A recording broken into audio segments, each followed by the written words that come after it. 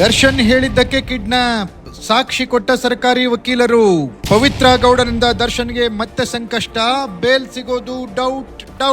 ರೇಣುಕಾಸ್ವಾಮಿ ಹತ್ಯೆ ಪ್ರಕರಣವನ್ನ ಪೊಲೀಸರು ಗಂಭೀರವಾಗಿ ಪರಿಗಣಿಸಿದರು. ದರ್ಶನ್ ಮಧ್ಯಂತರ ಜಾಮೀನು ಪಡೆದು ಹೊರಬಂದ ಬೆನ್ನಲ್ಲೇ ಹೆಚ್ಚುವರಿ ಚಾರ್ಜ್ ಶೀಟ್ ಅನ್ನ ಕೋರ್ಟ್ಗೆ ಸಲ್ಲಿಸಿದ್ದಾರೆ. ಇನ್ನೊಂದು ಕಡೆ ಅವರಿಗೆ ಸಹಜ ಜಾಮೀನು ಕೊಡೋದಕ್ಕೆ ಶತ ಪ್ರಯತ್ನ ನಡೀತಾ ಇದೆ.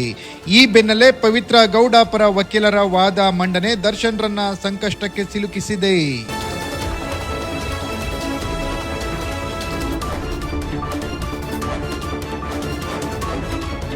ರೇಣುಕಾಸ್ವಾಮಿ ಹತ್ಯೆ ಪ್ರಕರಣದಲ್ಲಿ ಮೊದಲನೇ ಆರೋಪಿಯಾಗಿರುವ ಪವಿತ್ರ ಗೌಡಗೆ ಇನ್ನೂ ಜಾಮೀನು ಸಿಕ್ಕಿಲ್ಲ. ಪವಿತ್ರ ಗೌಡ ಪರ ವಕೀಲರು ಕೂಡ ಜಾಮೀನು ಕೊಡಿಸೋದಕ್ಕೆ ಶತಪ್ರಯತ್ನ ನಡೆಯುತ್ತಲೇ ಇದೆ. ಹೈಕೋರ್ಟ್ನಲ್ಲಿ ಇವರ ಜಾಮೀನು ವಿಚಾರಣೆ ನಡೆಯುತ್ತಲೇ ಇದೆ.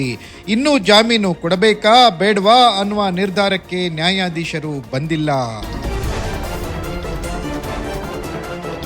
ಪವಿತ್ರ ಗೌಡ ಪರ ಹೈಕೋರ್ಟ್ನಲ್ಲಿ ಹಿರಿಯ ವಕೀಲರಾದ ಟಾಮಿ ಸೆಬಾಸ್ಟಿಯನ್ ವಾದ ಮಂಡಿಸಿದರು. ಈ ವೇಳೆ ಅವರ ವಾದ ಗಮನ ಸೆಳೆದಿದೆ. ದರ್ಶನ್ ಹೇಳಿದ್ದಕ್ಕಾಗಿ ಪವನ್ ಕಿಡ್ನಾಪ್ ಮಾಡಿದ್ದಾನೆ ಎಂದು ನ್ಯಾಯಾಧೀಶರ ಮುಂದೆ ವಕೀಲರು ಹೇಳಿದ್ದಾರೆ. ಇದು ದರ್ಶನ್ ರನ್ನ ಮತ್ತಷ್ಟು ಇಕ್ಕಟ್ಟಿಗೆ ಸಿಲುಕಿಸಿದೆ ಎಂದು ಹೇಳಲಾಗುತ್ತಿದೆ.